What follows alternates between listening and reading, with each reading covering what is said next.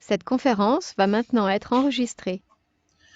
Donc tout d'abord, nous allons commencer juste par un petit rappel du replay du webinaire 88, qui était le premier de la série, qui était le booster le mental, parce que vous allez voir qu'il y a des petits numéros là, hein, et je vais vous faire un storytelling sur la réussite professionnelle. Et donc la dernière fois, si vous n'étiez pas là, il n'y a pas de souci, vous avez le replay, hein, et c'était sur le mental, le mindset, voilà. La prochaine fois, ça sera sur l'inspiration. Aujourd'hui, on parlait de la motivation.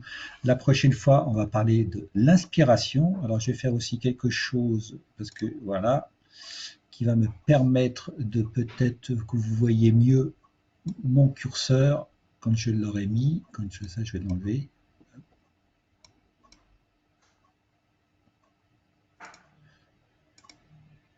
Je veux pas, voilà, ma fenêtre, voilà. Donc, l'inspiration, la prochaine fois, là, aujourd'hui, on va parler de la motivation. Alors, la motivation, comment ça va se passer? Alors, je vous ai dit aujourd'hui, on va pas la dernière fois on a parlé du mindset. Aujourd'hui, on va parler de la motivation et la prochaine fois de l'inspiration. Il y en aura plein, il y en aura au moins une dizaine. Il y en a, de toute façon, j'en rajoute toujours et ça va s'inscrire dans ce que j'appelle la spirale de la réussite professionnelle. Donc, on a fait ça la dernière fois et on va faire le deuxième pas qui est la motivation. Ce webinaire est fait pour vous si vous voulez vraiment apprendre des choses sur la motivation. Vous allez voir que c'est vraiment pas de la théorie, c'est vraiment quelque chose que moi j'ai beaucoup travaillé, cette motivation. Donc ça c'est important de voir tout ce que j'ai travaillé depuis une dizaine d'années pour justement performer, puisque je suis sur la performance au niveau professionnel et pour gagner aussi en productivité. Ça marche autant à titre personnel que pour un groupe, hein. Personnel, donc, et aussi personnel professionnel et aussi pour des équipes, hein. On va parler de la motivation en règle générale. Alors, la question du jour, et là vous avez dans le chat, sur une échelle de 1 à 10, quel est votre niveau global de motivation dans votre activité professionnelle? On reste dans le professionnel, hein. On est d'accord? On reste dans le professionnel. Allez, dans le chat, comme ça va permettre à ceux qui viennent peut-être d'arriver, moi de me reconnecter un petit peu aussi au truc. Voilà, 7, 8, 9, 4, 2, 6, 8, 4, 7, 8, 8 et demi. C'est précis ça. 8 et demi. Super. Super, super. Et oui, il y a déjà 67 personnes. 7, voilà. 8, 9, 5, voilà. Donc il y a un peu tout, hein. Il y a un peu tout. En tant que salarié, 3. Ah, 3 pour Sylvie. 10, Younes. J'en profite comme ça pour boire un coup. 8. OK.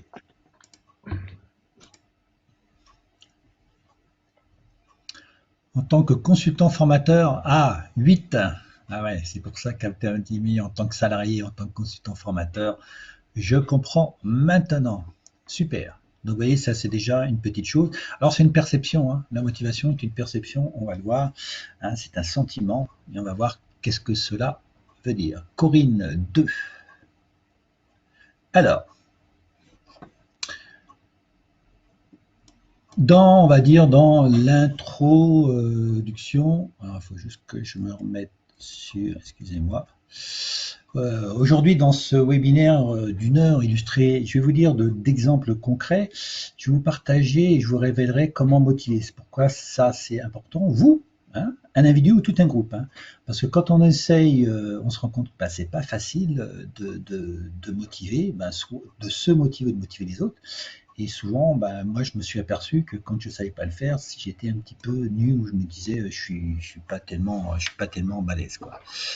C'est pas juste, mais surtout, c'est pas de notre faute, parce que c'est pas des choses qu'on apprend dans les écoles, même dans les universités, et voire même dans les écoles, les grandes écoles. Hein.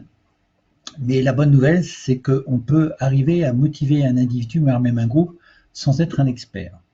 Alors on va voir qu'on va y aller d'une autre manière, mais on va peut-être pas y arriver d'une manière directe, mais on va pouvoir mettre des choses en place pour motiver les personnes. Quand j'étais comme vous, hein, en tant que manager ou responsable, j'avais toujours cette question, mais comment on peut rester motivé ou motiver les autres, hein? Parce qu'il y a des fois, bah, je faisais des choses, j'y arrivais, mais je savais pas pourquoi. Et puis il y a des fois, bah, je faisais des choses, je n'y arrivais pas, mais dans deux cas, je ne savais pas pourquoi. Donc j'étais un petit peu frustré. Et quand je me suis mis à mon compte, c'est vraiment une question que j'ai creusée. Alors au départ, j'étais dans le coaching. Après, j'ai fait pas mal de choses, on va voir. Et ce qui m'a permis, notamment avec mes formations avec Robert Diss, mes recherches, beaucoup de pratiques et puis beaucoup de modélisation, et ben j'ai commencé à mieux la cerner, la motivation, pour à un moment donné ben, plus l'appréhender et puis à pouvoir agir dessus. Depuis maintenant, j'ai formé plus de 400 managers, notamment dans mes formations sur ce thème-là, où on travaille sur la motivation. Beaucoup d'entrepreneurs, parce qu'il y a beaucoup d'entrepreneurs, souvent, quand ils viennent me voir, ben, ils n'ont pas forcément le moral, ils ne sont pas forcément motivés, ils ont envie de plaquer. Donc, mindset, la dernière fois, motivation, c'est hyper lié. Et donc, je me suis dit, où est-ce qu'elle rentre la motivation, où est-ce qu'elle s'imbrique et comment on va pouvoir utiliser justement tout cela et comment identifier les facteurs de réussite de la motivation. Ça, c'est de la modélisation, donc ben, c'est un travail que j'ai fait. Et après, ben, c'est de prendre les plus importants et puis d'agir sur eux. C'est ce qu'on va voir ce soir, hein. Donc ce soir, c'est vraiment une opportunité ben, de découvrir gratuitement ben, tous mes travaux, c'est plus de 12 ans quand même, et puis ben, commencer à devenir un professionnel ben, sur ce point-là qui est la motivation. Cependant, malheureusement, en une heure, je ne pourrais pas tout vous partager parce que je vais vous partager que les fondamentaux, parce que j'ai beaucoup à dire autre chose. Donc, je vous ai fait un condensé, hein. Donc, si vous voulez savoir tout ce que j'ai fait sur ce webinaire, eh ben, ça sera peut-être l'occasion ben, qu'on aille un petit peu plus loin ensemble. Voilà la présentation.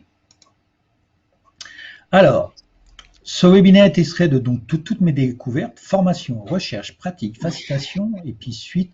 Merci de couper les micros, voilà. Et surtout, tout ce qui est mes découvertes, justement mes pratiques, et que j'ai modélisé, hein, ce terme, j'ai certainement beaucoup utilisé, modélisé, donc j'en ai fait des modèles. Et une fois qu'on modélise, on va catalyser ben, ce qu'on a modélisé, justement, on modélise, on identifie les facteurs de réussite, et après on les catalyse pour agir sur une problématique qui est la motivation. Hein, donc j'ai fait plus de 10 années, ça fait 12 ans exactement. Et puis je me suis servi aussi de mes 30 ans de salariat, parce que pour vous dire, ben, tiens, si je devais revoir mes 30 ans de salarié en tant que manager, ben, qu'est-ce que je pourrais faire de différemment? J'ai eu un DCS de gestion, j'ai été certifié en facilitation par Robert Diss, puis après formateur par Robert Diss, puisque je fais partie aussi du Diss Stratégie Group. Nous avons coécrit un livre qui m'a beaucoup servi à travailler sur la motivation, et là dernièrement, je suis aussi certifié en préparation mentale au niveau des entreprises. Donc tout ça se rejoint, puisque moi j'aime bien travailler sur ben, les interactions et sur l'homme. Alors, d'abord, pourquoi s'intéresser à la motivation? Est-ce que ça vaut le coup en fin de compte, hein? Justement, c'est intéressant. Alors, oui, c'est intéressant, ton compte, alors, comment mesurer de manière juste, puisque c'est un sentiment? Eh ben, tu ne pourras pas le mesurer juste, tu vas le manier d'une manière, on va le voir, comme c'est un sentiment, tu ne vas pas pouvoir le mesurer d'une manière comme un kilo de farine. Ça va être juste une perception. Et peut-être qu'il y a des choses qui, toi, va te mettre un niveau de motivation à 4, et puis moi, la même chose va me mettre ta motivation à 8, parce qu'il y a quelque chose qui vont différencier entre toi et moi, Jordan. Voilà, pour répondre rapidement, mais on va revenir. Ben, c'est simplement parce qu'une personne, une équipe, quand elle manque de motivation, ben, c'est dur. Cela demande plus d'efforts, d'énergie et de travail. Hein. Quand on est bonnement motivé, on rame, quoi. Hein, on rame. C'est comme si, en fin de compte, il y a deux personnes qui faisaient un travail, une motivée et pas motivée, et puis il y en a une qui descend une pente et l'autre qui monte. Et ben, il y en a une qui va faire plus d'efforts que l'autre, voilà, pour faire la même distance. Hein. J'ai fait un peu cette métaphore, je ne sais pas si elle est forcément super, mais voilà. Projet de création d'atelier pour les patients addictologie. Ouais.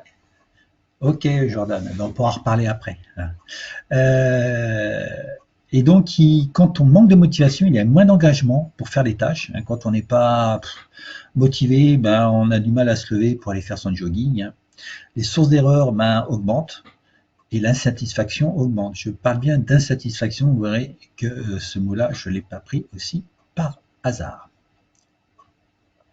La performance diminue et le stress augmente. Et je suis vraiment sur aujourd'hui comment augmenter la performance tout en diminuant le stress. Donc vraiment, je suis vraiment là-dessus au niveau individuel, équipe, entrepreneuriat, donc management, tout ce qui est, on va dire, professionnel.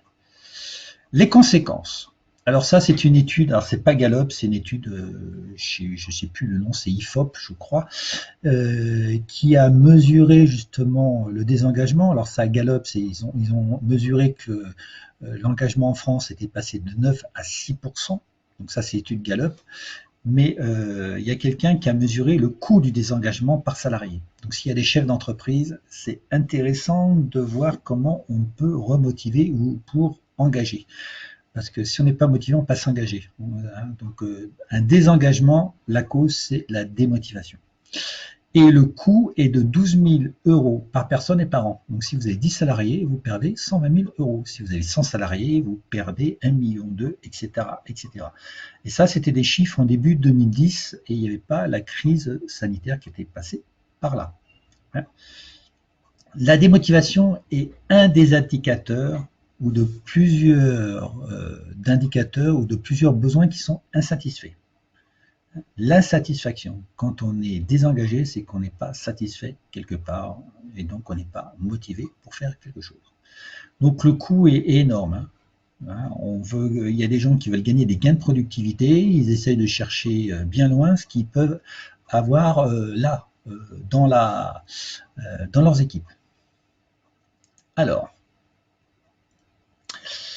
imaginez donc si vous étiez capable d'agir sur le levier de la motivation, vous pourriez gagner en argent, en bien-être, en efficacité, augmenter la satisfaction à tous les niveaux, satisfaction des personnes, des clients, du service client, enfin tout le type de satisfaction. J'ai fait une recherche dans une de mes études et le niveau de satisfaction, il était à tous les niveaux, perso, équipe, interne, externe, acteur pertinent, enfin ce mot-là revenait à tous les niveaux.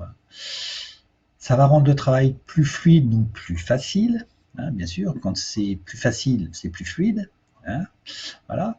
On augmente l'énergie et on évite l'épuisement, donc on va anticiper les risques psychosociaux et on va augmenter notamment ce qu'on appelle la qualité de vie au travail. Voilà. Et puis je vous laisse imaginer bien d'autres choses parce que quand on fait tout ça, vous allez voir qu'il y a plein d'autres choses qu'on va pouvoir faire grâce à la motivation. J'ai mis que les plus importants ou ceux qui me venaient le plus naturellement quand j'ai fait ce support. C'est quoi la motivation? Alors j'ai pris un petit peu des trucs dans le dictionnaire et puis des trucs de moi. Dans le dictionnaire, la motivation, ils disent que c'est un ensemble de facteurs dynamiques qui orientent l'action. Quand on n'est pas motivé, on a du mal à se mettre au boulot ou à faire quelque chose, vers un but donné. Motivation, on va le voir que c'est connecté à un but donné. Alors peut-être pas aujourd'hui, mais on le verra dans les prochains webinaires. Ça aura du sens. Qui détermine bien sûr la conduite et provoque chez les personnes un comportement donné et qui modifie justement le comportement présent. On va changer d'état. Quand on est motivé ou pas motivé, on change d'état. Vous êtes la même personne, vous êtes motivé, vous êtes dans un état, vous n'êtes pas motivé, vous êtes dans un autre état. Changement d'état. J'aime bien aussi cette notion de changement d'état. La particularité de la motivation, c'est quoi? La motivation, c'est une énergie. Et j'aime bien parce qu'on a parlé du mindset qui est une énergie, on est toujours dans l'énergie. Et c'est quelque chose qu'on ne travaille pas à l'école, cette notion d'énergie. Et moi, j'aime bien cette notion d'énergie parce qu'en quantique, tout est énergie. La matière est énergie. Donc, c'est bien de revenir à la source. Et moi, j'aime bien parler de l'énergie, voilà, mais d'une manière concrète et pragmatique. Et c'est une énergie qu'on a besoin pour avancer, comme le carburant est indispensable pour faire rouler une voiture. Hein. S'il n'y a pas de carburant dans une voiture, on peut avoir la plus belle voiture du monde, elle ne va pas faire 1 centimètre. Voilà. Donc il faut en prendre soin. La qualité de travail est là. Hein. Il faut prendre soin, justement, en vérifiant toujours le niveau de la jauge. Hein. Si vous êtes toujours sur la voiture et que vous ne faites pas attention au niveau de la jauge, et puis qu'à un moment donné, et ben vous tombez à plat, qu'est-ce qu'il va falloir? Eh ben vous allez tomber en panne sèche. Donc il va falloir faire attention à votre motivation, comme si vous faisiez attention au niveau de la jauge de votre voiture. La voiture, ça nous dirait pas un seul instant de ne pas regarder de temps en temps s'il ne faut pas aller faire de l'essence. On ne va pas faire d'essence quand on n'en a plus. Hein. On fait de l'essence avant. Et bien la motivation, c'est un peu pareil. Pour les nouveaux aussi, vous verrez quand vous aurez le support, vous avez aussi des petits liens sur d'autres choses, sur des choses que je mets sur LinkedIn, sur YouTube et autres. Hein. Quand vous avez une petite punaise rouge là, qui arrive, vous avez toujours des compléments. 2 grandes familles au niveau de la motivation.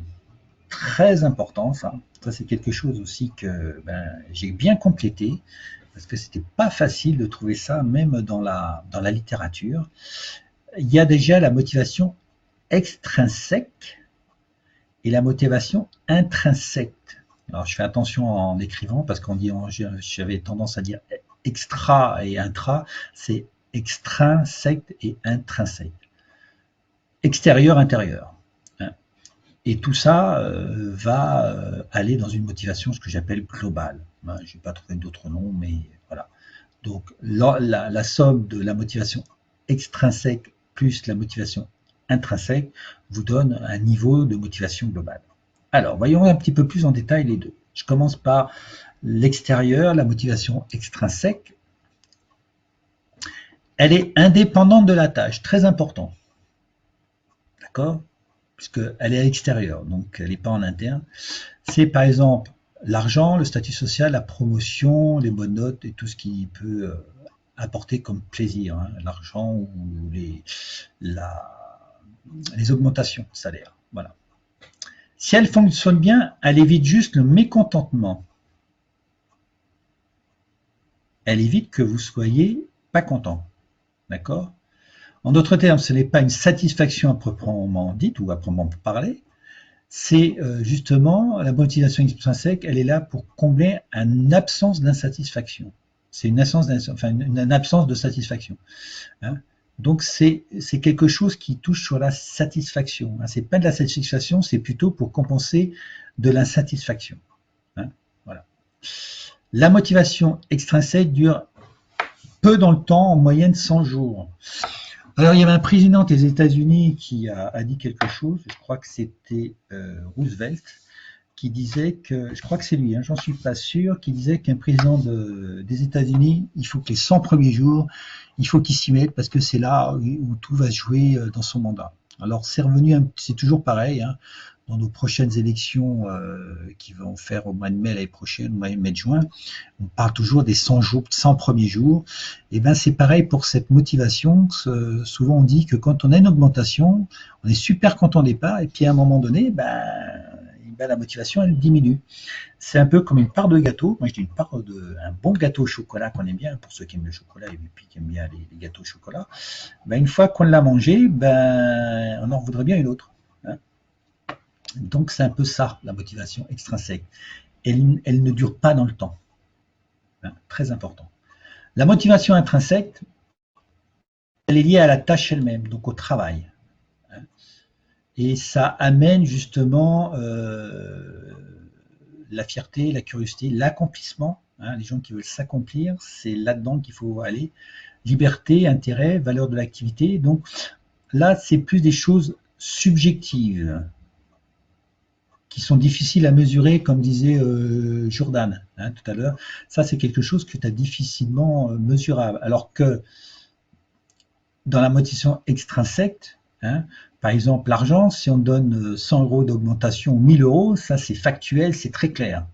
Statut social, c'est marqué sur ta carte de visite, tu es passé t'es peut-être, je sais pas, responsable d'un secteur. Donc là, c'est facile. une bonne note. Si tu as eu un 12 ou un 15, ça se voit, c'est mesurable. Là, on est plus dans quelque chose qui est subjectif. Hein. La motivation qui permet de déclencher sa propre énergie, oui, puisqu'elle est à l'intérieur, son énergie vitale, ou sa volonté à long terme. Là, on est plus sur du long terme. D'accord? Et c'est celle qui dure le plus longtemps, entre l'intrinsèque et l'extrinsèque, c'est celle qui dure le plus longtemps. Par contre, par exemple, si vous avez de la liberté, puis que du jour au lendemain, vous n'avez plus de liberté, là, c'est vrai qu'elle peut s'arrêter tout de suite. Là aussi, j'ai aussi un lien pour aller plus loin. Alors, moi, je me suis posé à un moment donné la question, super, mais la motivation, comme c'est une énergie, qu'est-ce qu'elle nourrit comme besoin? Et j'ai découvert plein de choses. Alors, je vous ai mis, pour ceux qui ne connaissent pas, ici la pyramide de Diels, hein, parce que c'est quelque chose que j'utilise beaucoup. Hein.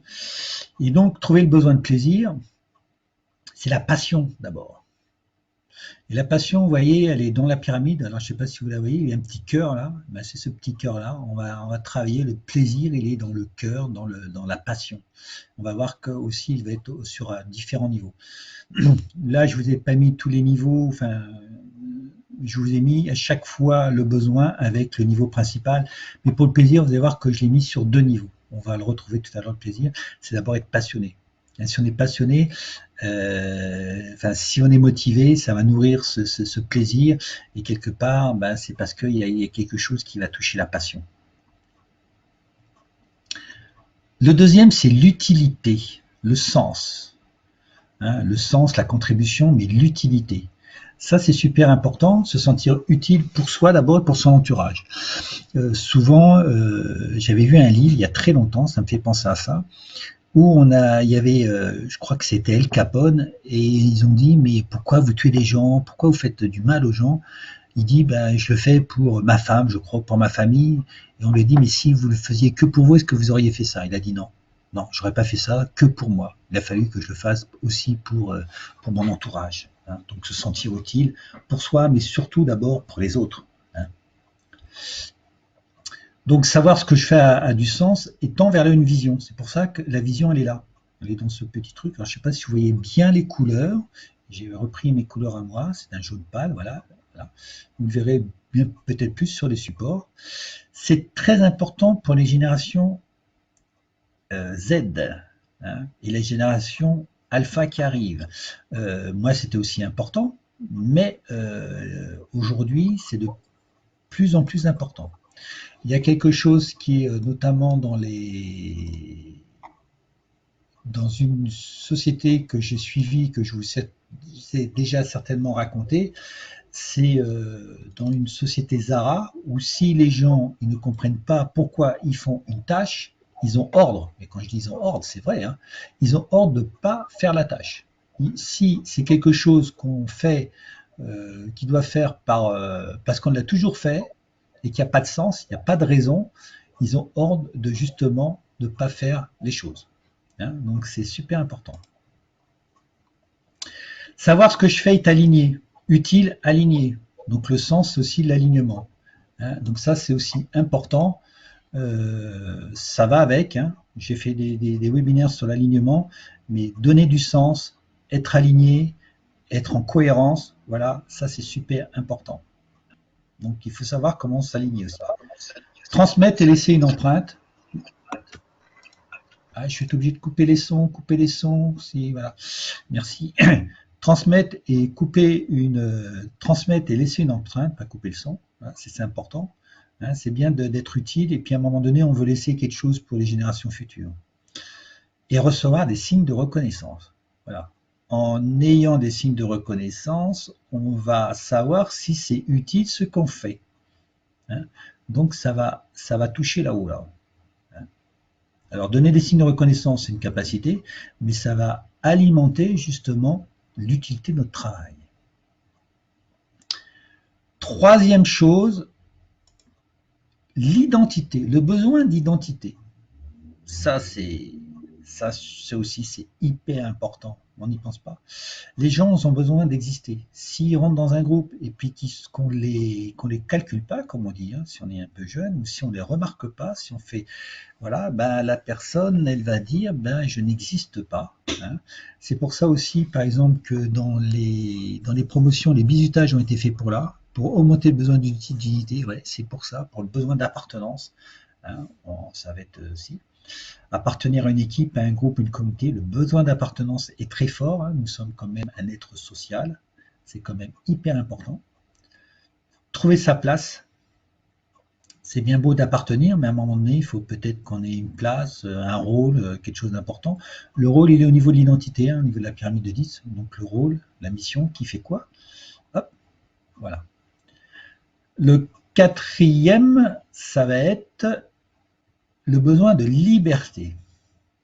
Alors c'est pareil, hein, comme disait Jordan tout à l'heure, c'est juste des sentiments.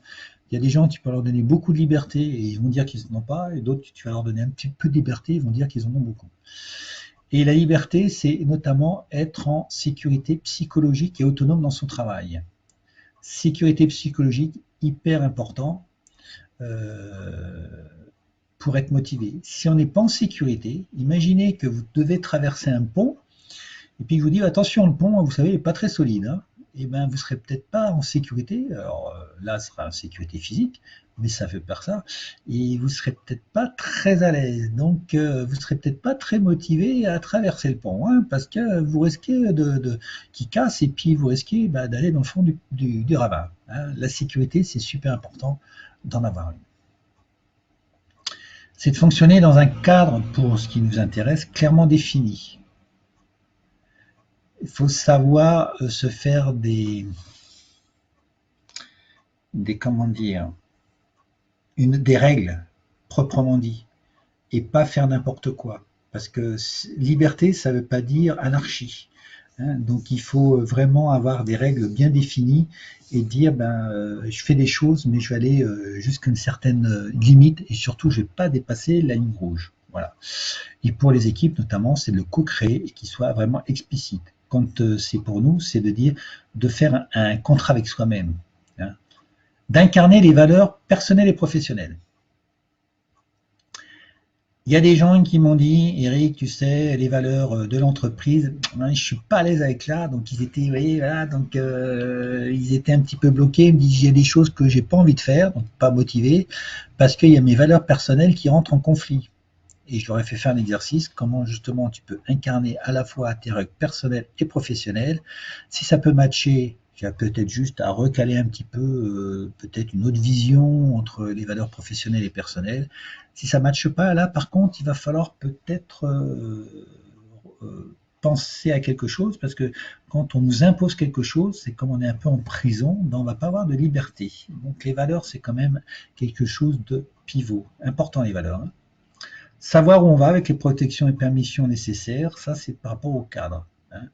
C'est bien beau, on peut par exemple voyager en France d'une manière ou en Europe très très très facilement.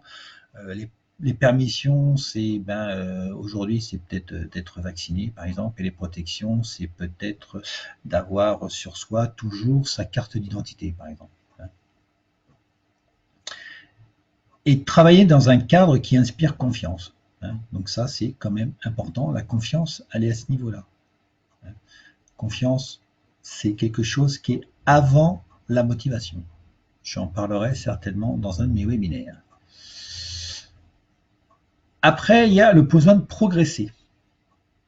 Donc la motivation, hein, il y a quelque chose, c'est il va falloir qu'on puisse progresser. C'est d'entreprendre des choses nouvelles, c'est d'éviter la procrastination. Ça, c'est important parce que dans toute vie sur Terre, il y a deux possibilités de vivre. Soit qu'on va survivre parce qu'on a une menace. Hein. Aujourd'hui, par exemple, avec le Covid, il y a des gens qui sont en mode survie, ils sont très stressés, ou on est en mode croissance. Donc une plante, elle croît ou elle survit. Ce qu'il y a ne peut pas faire les deux à la fois. Et donc le besoin de progresser, c'est le besoin de croître. Et donc, si à un moment donné, en mode survie, eh ben, on ne progresse pas, et donc là, on va avoir notre motivation, donc notre carburant, ben, qui va ou notre pile d'air qui va vraiment se décharger. Et donc pour là, puisqu'on est en capacité compétence, hein, il va falloir qu'on mesure justement cette motivation et qu'on ait des stratégies justement pour pouvoir la rebooster et pour pouvoir passer peut-être d'un mode survie à un mode croître. Hein. Aujourd'hui, il y a des gens qui sont en mode stress et c'est comment justement dans cette période d'incertitude, comment passer de survie à croissance. Hein. Donc ça, c'est des choses aussi que je fais. Et il y a une chose importante, c'est de modéliser pour performer plus et de savoir justement sur quelle action on va pouvoir agir pour progresser. Et une fois qu'on sait qu'on va progresser, ben on va être dans la performance puisqu'on va être motivé à faire les nouvelles choses. Besoin d'être compétent. Reste toujours au niveau de cette couleur verte, capacité, compétence. Hein. Apprendre des choses nouvelles. Avoir la possibilité d'expérimenter, d'échouer. Ça rejoint le sentiment de sécurité psychologique. Si à un moment donné, on a envie de faire des choses, mais que, moi ça m'est arrivé hein, dans mes expériences, et qu'on veut faire des choses, mais que derrière, on ne nous donne pas la possibilité de le faire, ou qu'on nous dit attention, il ne faut pas que tu te trompes. À un moment donné, on va dire, si je veux pas que je me trompe, je vais pas le faire parce que j'ai envie de tenter un truc, mais si c'est tenté à coup sûr, je sais pas, c'est la première fois que je le fais. Hein, donc ça, cette chose-là est hyper importante, d'expérimenter, d'échouer, de se tromper. Hein, l'innovation, c'est pas coup sûr. Hein, l'innovation à coup sûr, ça n'existe pas. C'est quelque chose qui se dit dans les équipes, mais les gens qui ont innové, ils ont testé. Hein. La lampe que j'ai là, la fameuse ampoule incandescente, alors elle n'est plus incandescente maintenant, hein, notre ami Edison a tenté 1000 fois avant de la faire. Hein. Hein, s'il avait dit il faut que j'ai réussi du premier coup, on n'aurait peut-être pas eu de lumière en ce moment. Hein. Faire bien les choses et éviter les tensions de stress récurrents. Donc ça aussi, c'est pas parce qu'on échoue qu'on va pas essayer de faire le maximum. Hein. Et ça, c'est des choses importantes. Et quand on fait bien les choses, à un moment donné, on va éviter les tensions et surtout le stress récurrent. Le stress récurrent, c'est aujourd'hui ce qui se passe et c'est pour ça on parle de défense immunitaire. Parce qu'aujourd'hui, avec les mauvaises nouvelles, le stress pour certains récurrents augmente et c'est pour ça qu'ils sont malades. Voilà. Si on était dans un climat de confiance avec un stress qui n'était pas récurrent, il y aurait peut-être moins de gens malades malgré la crise sanitaire. Je referme la parenthèse.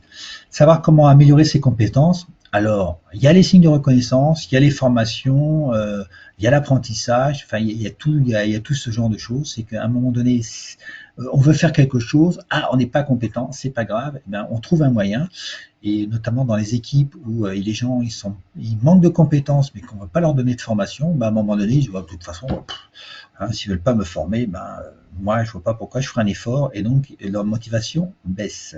Ça m'est arrivé ça aussi. Les comportements. Le comportement, c'est l'engagement. Hein. Si vous n'êtes pas motivé, vous engagez pas. Et aujourd'hui, l'engagement, vous voyez, combien ça coûte? 12 000 euros par personne et par an. Donc, c'est comment entreprendre en toute sécurité pour prendre des risques. C'est paradoxal, mais j'aime bien cette phrase, je l'ai faite. C'est entreprendre en sécurité pour prendre des risques. C'est paradoxal, parce que quand on est en sécurité, en général, on risque rien. C'est être en sécurité pour prendre des risques. Ça, c'est important, l'engagement. Faire quelque chose qui nous engage personnellement. Dans l'intelligence collective, souvent, on parle de collectif, on parle trop de collectif. Parce qu'à un moment donné, l'engagement, c'est uniquement personnel. L'engagement collectif, c'est la somme des engagements personnels. On ne peut pas avoir un engagement collectif. L'engagement collectif, c'est la somme des engagements individuels. Parce que l'engagement, c'est moi qui m'engage. Quand un groupe s'engage vis-à-vis de moi, je dis non, attends, moi je peux m'engager par rapport à moi-même, mais je ne peux pas m'engager par rapport à des choses que je peux pas, contrôler. Hein. Important. Donc c'est de trouver des nouveaux challenges, des nouvelles opportunités. Ça c'est super pour mettre en œuvre. Hein, on aime bien avoir des nouveaux petits défis. Pareil, chacun met la barre où il veut, mais on aime bien avoir aussi des opportunités et faire quelque chose de nouveau qui nous inspire. Parce que innover, c'est stimulant. Ouais, c'est la croissance. Je vous ai dit tout à l'heure la croissance ou l'immobilisme. Alors, je n'ai pas dit l'immobilisme, mais c'est un peu pareil. Innover, c'est toujours stimulant. Hein, faire quelque chose de nouvel. Hein, et se confronter, se dépasser. Voilà. On aime bien se confronter, se dépasser. Ça, c'est une valeur du sport. Hein. C'est une des valeurs de sport, le dépassement de soi. Quand les gens arrivent à se dépasser, le sport, ben on voit les sportifs de haut niveau. Les sportifs de haut niveau arrivent justement à dépasser ou à rebondir après un échec. Hein. Nadal étant un des exemples que je prends, mais il arrive à se dépasser. Besoin de trouver du plaisir. Je vous l'ai dit qu'on a commencé par là, on va finir par là. C'est aussi ce qui se passe au niveau de l'environnement. C'est quelque part travailler dans une bonne ambiance. Quand on me dit travailler dans une bonne ambiance, si on ne travaille pas dans une bonne ambiance, eh ben, je peux vous dire que déjà le moral et puis la motivation ne va pas être bien. Hein. Quand on ne travaille pas dans une bonne ambiance, on tire un petit peu des pieds pour aller bosser. Voilà. Donc maintenant, à vous de jouer.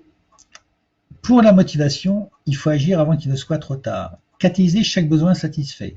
Les besoins, je vous les ai mis, hein, il y en a 7. Hein, de haut en bas, vous avez, je vous voulais dans le désordre, vous avez le côté, le sentiment de liberté, vous avez le sentiment d'appartenance, hein, quand on y voit d'identité, vous avez le sentiment de progression, hein, de progrès, de progresser, le sentiment d'utile, est-ce que c'est utile pour moi de faire quelque chose, le sentiment de compétence, et le sentiment d'engagement. L'engagement est très important. Et de plaisir. Plaisir. J'en ai oublié un, je cherchais ces sentiments de plaisir. Donc, vous les avez, vous aurez avec le support, donc vous pouvez revenir. Et donc, à un moment donné, c'est de savoir où ils sont et savoir là où, peut-être si vous manquez de plaisir, c'est celui-là qu'il faut agir. D'abord, si c'est un des sentiments bas, le plaisir, c'est le sentiment le premier à travailler, le sentiment de plaisir. Puis après, vous voyez les autres. Si vous dites que vous êtes compétent, ok, vous avez un niveau haut, vous y touchez pas. Mais si vous avez un niveau de liberté qui est bas, un sentiment de liberté qui est bas, il va falloir voir comment justement augmenter votre liberté pour augmenter votre motivation. Hein, parce que c'est un sentiment, ça se mesure par rapport à ce que vous ressentez. Hein, donc c'est là, il va falloir faire agir, faire intervenir votre intelligence émotionnelle.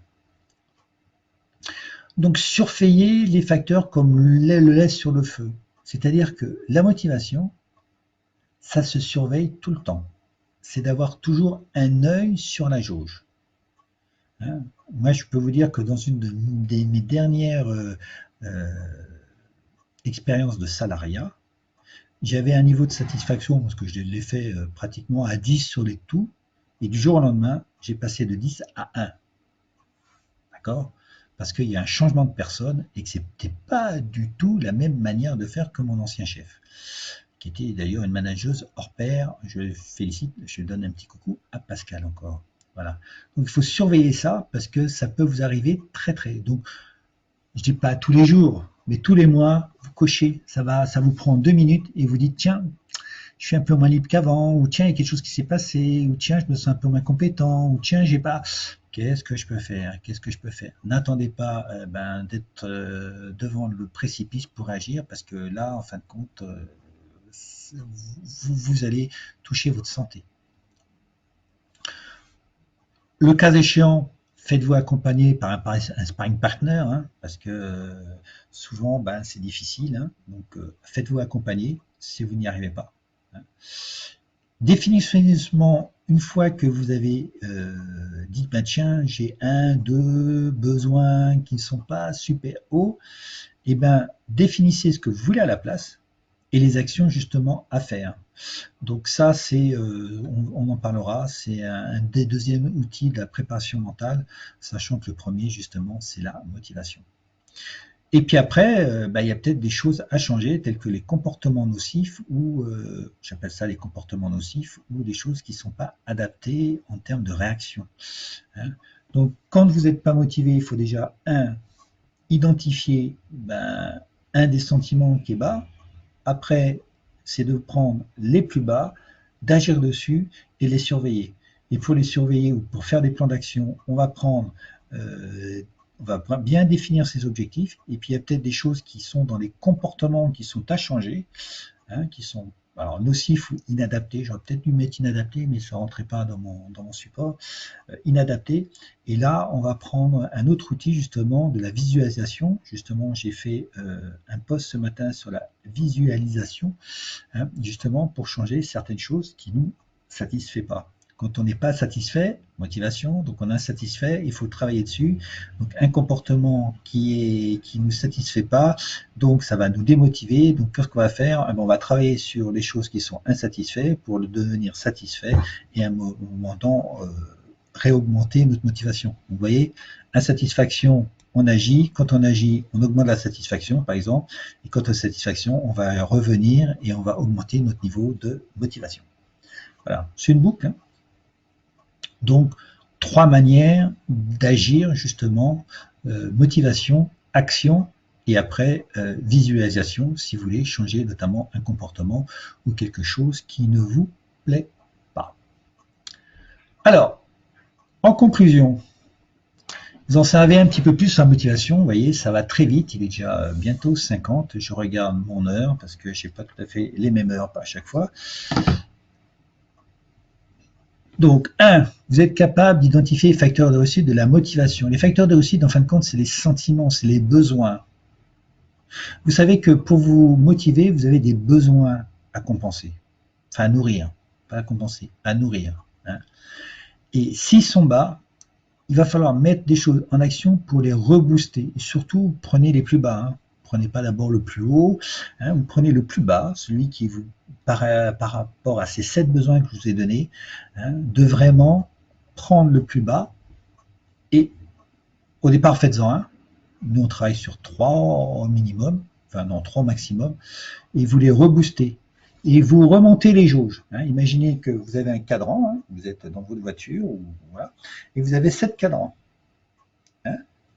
Liberté, appartenance, progrès, plaisir, utilité, comportement, voilà, comportement et engagement, hein. Non, c'est pas comportement, c'est compétence. Vous avez ces 7 cadrans devant vous. Dès qu'il y en a un qui va en dessous d'un certain niveau, vous dites celui-là, hop, il faut que je remette de l'essence. Comment je vais faire remettre de l'essence? Eh bien, qu'est-ce que je dois faire comme action pour que ce niveau-là il remonte? C'est-à-dire pas, vous ne pouvez pas remonter la motivation globale, vous allez remonter différents facteurs qui vont augmenter votre motivation globale, hein, pour que à chaque fois ces 7 cadrans soient le plus haut, pour que l'ensemble de votre motivation soit haute. Donc c'est ça, souvent on n'y arrive pas parce qu'en fin de compte la motivation c'est pas une chose, c'est plein de choses. Là il y a 7 besoins ou 7 sentiments qu'il va falloir agir pour remonter. Donc on regarde les cadrans et puis on se dit tiens là il y a quelque chose qui se passe, il va falloir que je fasse quelque chose pour remonter le niveau ou passer à la pompe pour me donner le bon carburant sur ce domaine-là. Pour pouvoir, pour vous aller encore plus loin et plus vite, hein, comment dire, et en toute sécurité, j'ai plusieurs choses à vous proposer, plusieurs programmes, soit moi ou soit on va dire d'autres personnes qui me font confiance et qui sont déjà en accès disponible, hein. Et donc je vais vous les envoyer par chat déjà, comme ça vous allez gagner du temps. Voilà. Et je vais vous les dire en même temps. Alors, s'il y a une chose, la première chose que je vous propose, alors il faut que je retrouve mon chat, il est là. Alors, il existe des tableaux évaluatifs pour cela. Oui, Manon. Oui, Manon, il existe des choses pour cela. Dans ma formation ou dans ce que je viens de t'envoyer dans le mentoring d'une heure, moi j'ai un tableau d'évaluation sur lequel j'utilise ça pour remonter, pour travailler sur la motivation. Voilà. Important également d'identifier le problème s'il y a la motivation des compétences salariales. Oui, alors motivation intrinsèque ou extrinsèque, Manon, hein, ça c'est important, je ne sais pas si tu étais là quand j'en ai dit, il y a 2 types de motivation et il y a des choses aussi que je veux dire, c'est dans ta zone d'influence, j'en ai parlé dans le dernier webinaire, il y a des choses sur lesquelles tu ne peux pas agir, d'accord? Donc il faut que tu agisses sur des choses sur lesquelles tu as le contrôle. Mais c'est pas toi qui va dire à ton patron de t'augmenter. hein. Donc il y a des choses qu'il va falloir faire pour que ça change, mais il y a des choses sur lesquelles tu vas pas pouvoir agir. Si tu pouvais tout de suite décider toi et plutôt d'augmenter, ça serait génial. Mais ce qu'il y a là, il y a quand même un élément entre les deux. Y a-t-il un modèle sur mesure? Oui, le modèle pour mesurer la motivation d'équipe, tu fais la somme des motivations individuelles. C'est-à-dire que si imagine que j'ai 10 personnes, pour savoir la motivation dans une équipe, je fais la mesure de chaque personne, et à la rigueur, après, je peux faire la somme. Et comme ça, je pourrai avoir une mesure globale qui sera toujours subjective, mais qui aura le mérite d'exister et qui donnera la motivation globale. 173. 173. Alors, voilà. Ma grande question, c'est comment motiver quand on est procrastineur professionnel? Ah, alors ça, procrastineur professionnel, ça peut venir de plusieurs choses. Soit un problème d'identité, parce que tu te sens illégitime. Donc, on va falloir travailler notamment le niveau identité. Vous voyez, dans le petit violet, je crois que c'était violet identité, et notamment ta vision. Pour pas procrastiner, il faut que tu sois différent, il faut que tu saches où tu vas, et il faut justement pas que tu aies le syndrome de l'imposteur. Donc ça se travaille dans les groupes de mastermind. Hein. Voilà. Voilà. Et deuxième chose, il va falloir faire, tu te mets peut-être des objectifs trop grands. Donc il va falloir saucissonner tes objectifs et d'un objectif, on va en faire peut-être 10. Comme ça, tu vas faire la stratégie des petits pas. Voilà. Hein. Le nom de la pyramide de Dilts, D-I-L-T-S, D-I-L-T-S, c'est la personne qui m'a formé pendant 4 ans, je l'ai accompagné pendant 2 ans aussi sur d'autres formations, et Robert Dilts, voilà, un grand bonhomme. Voilà. Maslow, c'est besoin de Dilts, niveau logique. Non, Maslow, c'est pas les besoins de Dilts. Hein. Dilts, c'est les niveaux logiques. Hein. Au départ, c'était Batson, après Dilts, et puis Dilts, il a poussé à l'extrême. Hein. C'est 40 ans de sa vie quand même à Robert. Et c'est vraiment autre chose. Et aujourd'hui, la pyramide de Dilts, c'est bien au-dessus des niveaux logiques. Hein. Voilà. Je reviens, pyramide, alignement, système de valeurs partagées. Quelle est la relation entre la motivation, l'alignement et les systèmes de valeurs partagées? Les valeurs sont alignées par rapport au niveau. Les valeurs, c'est le 3e niveau de la pyramide de 10, et l'alignement, c'est de la cohérence par rapport aux 6 niveaux. Et la motivation, alors pour aller plus loin, il y en a une partie dans le haut, il y en a une partie dans le bas, il y a une partie dans le milieu, donc elle est dans le moteur. C'est un moteur, hein, c'est une énergie. Hein, voilà. Projet de création d'atelier, voilà, hop, je reviens.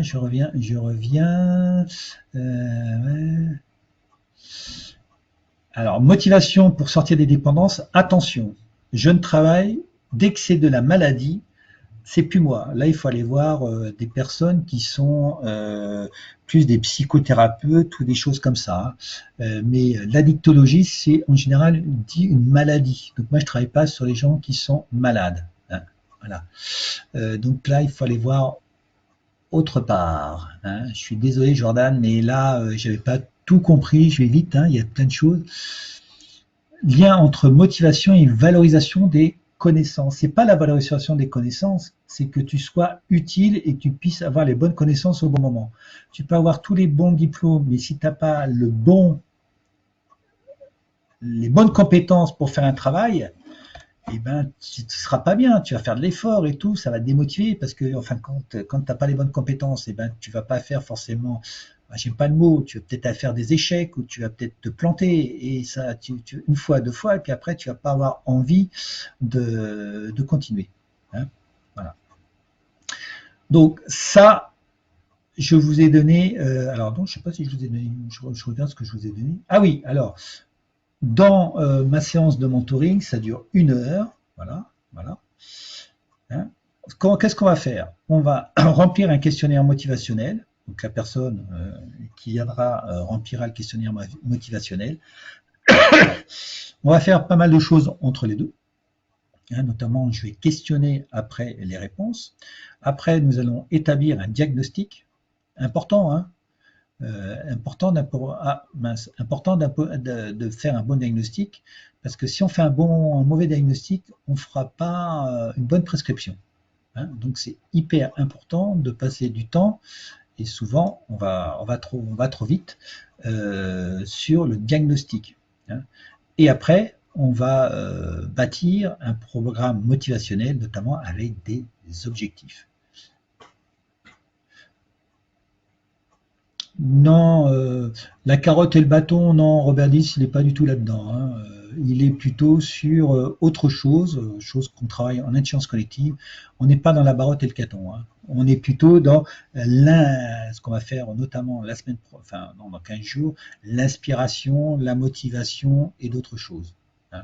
Non, c'est pas le quand et le comment. C'est plutôt le pourquoi. Hein.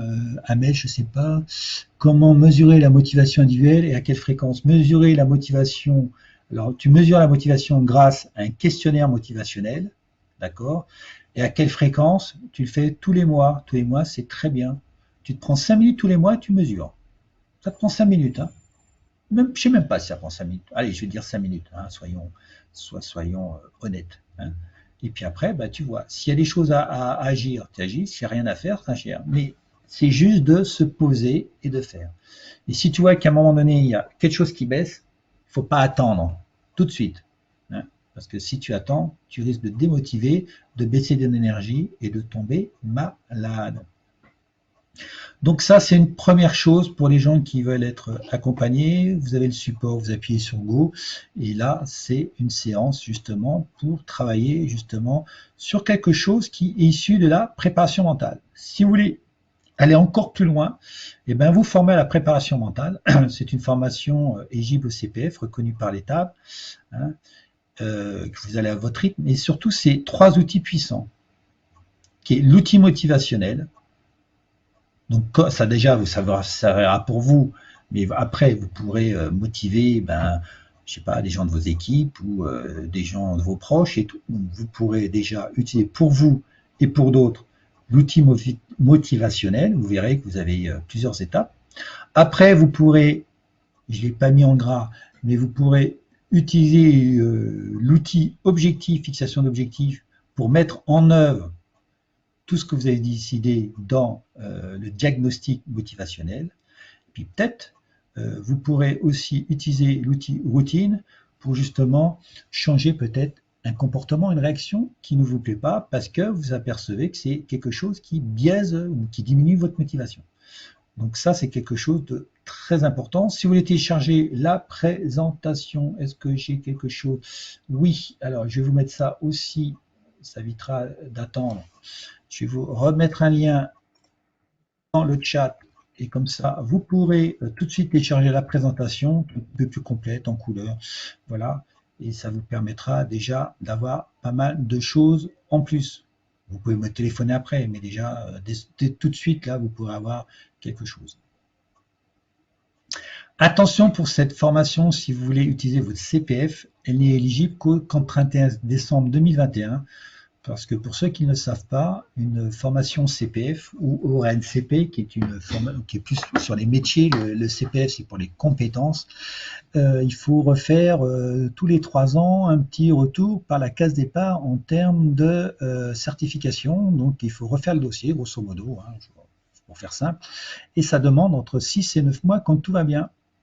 Donc là, au 1er janvier, elle ne sera plus. Donc, ce qu'il faut faire, c'est au moins vous inscrire. Une fois que vous êtes inscrit, c'est bon. Après, vous pouvez la faire tranquillement au mois de février ou mars. Mais inscrivez-vous, utilisez votre CPF. Hein, ou sans ça, vous allez attendre au minimum septembre 2022. Voilà. Si c'est notamment pour augmenter vos compétences et peut-être d'avoir une belle promotion, parce qu'il y a très peu de gens, puisqu'elle est nouvelle, qui sont certifiés. Il n'y en a que 18, dont j'en fais partie. Et donc, si elle n'est plus éligible au 1er janvier, on va avoir un creux. Et il y a peut-être une opportunité à prendre si vous voulez devenir un manager de haut niveau, comme un sportif de haut niveau, car cette formation-là est issue du sport de haut niveau. Voilà, donc allez-y. Si vous avez du compte de CPF, vous verrez qu'elle peut vous apporter beaucoup. Hein. Puis vous n'êtes pas obligé de faire la certification si vous voulez. Hein. Déjà, faire cette formation-là, vous verrez que ça peut vous apporter beaucoup déjà pour vous, mais aussi pour les autres, et puis peut-être aussi pour votre carrière. Si vous voulez aussi faire autre chose, donc sur d'autres choses, moi je fais beaucoup de mentoring hein, à distance maintenant, et ce qui est important dans le mentoring, c'est de faire le bon diagnostic, hein, de prendre le temps de définir les hypothèses de départ et d'arrivée pour en gagner du temps. Voilà. Et donc il y a deux choses aujourd'hui, calibrer votre mindset, ça c'est suite au webinaire d'il y a 15 jours, et lancer votre boîte. Je sais qu'il y a des gens qui veulent passer de salarié à entrepreneur, lancer votre boîte sans faire les erreurs de débutant. Et bien là, c'est pareil, c'est un diagnostic, donc ça c'est gratuit.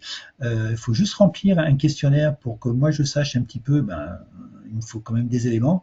Et après, en 1 heure, je vais essayer de creuser et je vais voir si peut-être on travaillera ensemble ou si je peux pas, ou je vous donnerai peut-être quelques pistes justement pour que vous alliez mieux.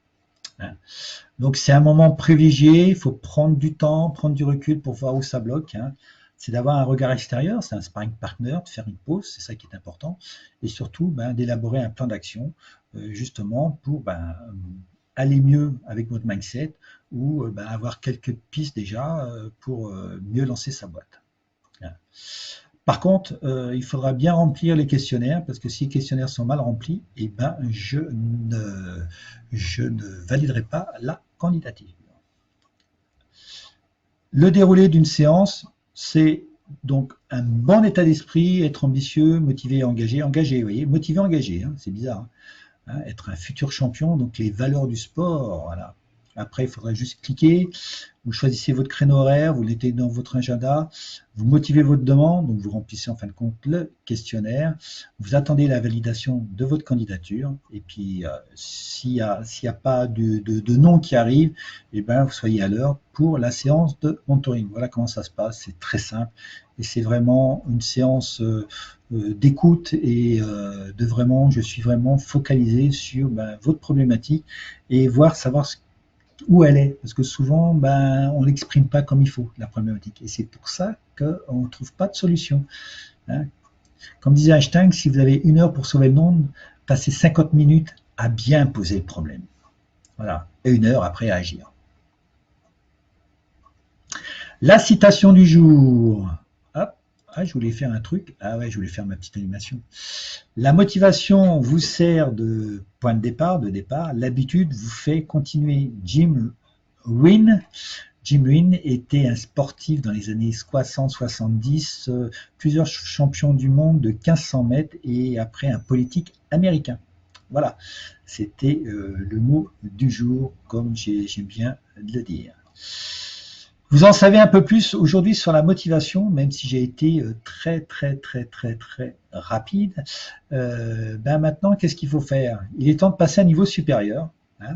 On a fait la première marche. Vous allez voir qu'il y a plusieurs marches. La motivation, j'ai commencé par la marche la plus bas. Pourtant, elle est importante. Hein.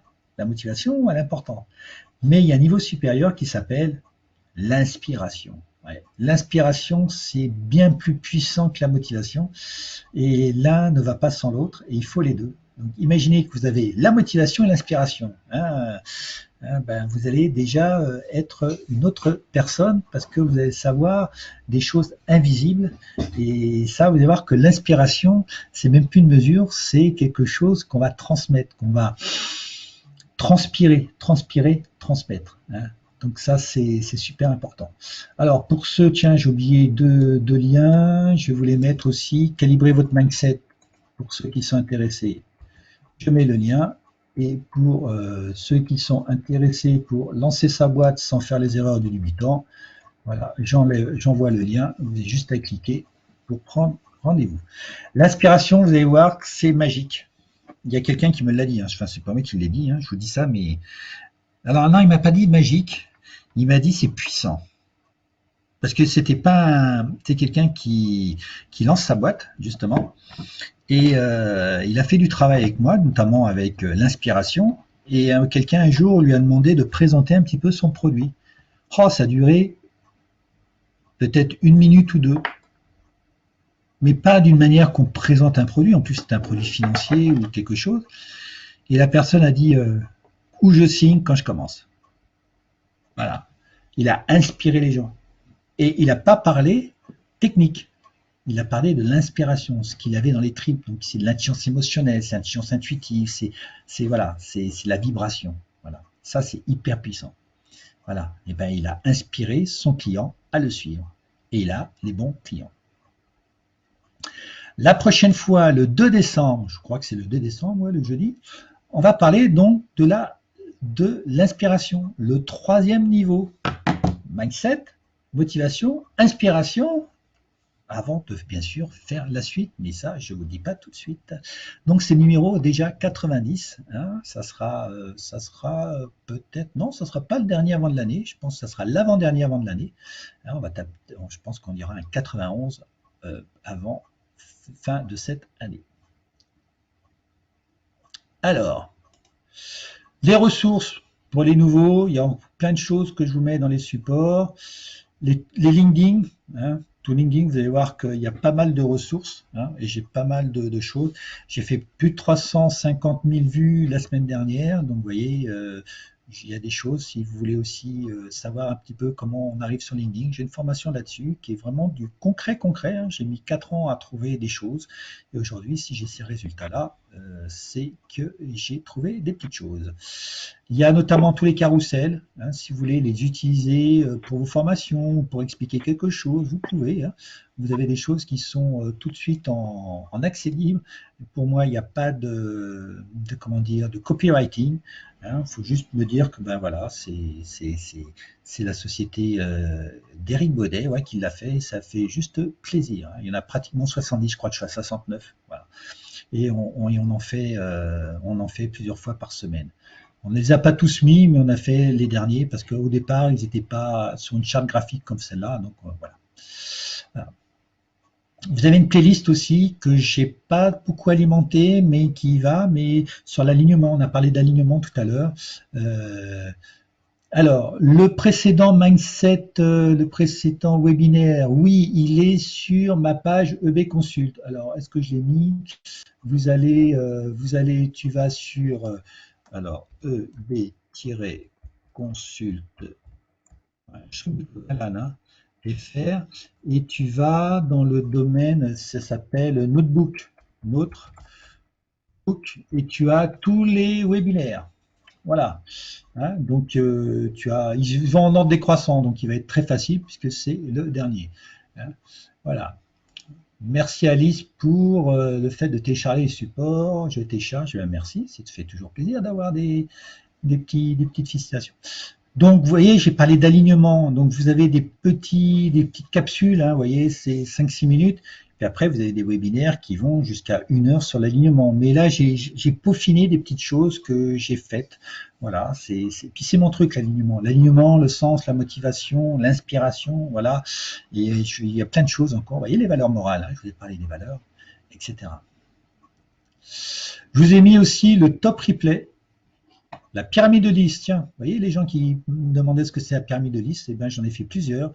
Et ben, numéro 1, c'est la pyramide de 10, la question puissance, il y a des coachs, hein, ça c'est aussi important. Hein, c'est une question que je me suis posée, que je n'ai pas eu la réponse, j'ai eu la réponse moi, hein, tout seul. Hein, voilà.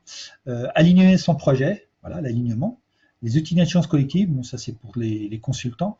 Le mindset, eh oui, le mindset, hein, c'est pour moi. Et puis j'ai fait un truc sur trois grands bonhommes, Walt Disney, Simon Sinek et Robert Dills, ils ont chacun une méthode et j'ai mis du lien entre les 3 méthodes. Voilà. Donc très intéressant. Voilà. Et puis c'est la fin.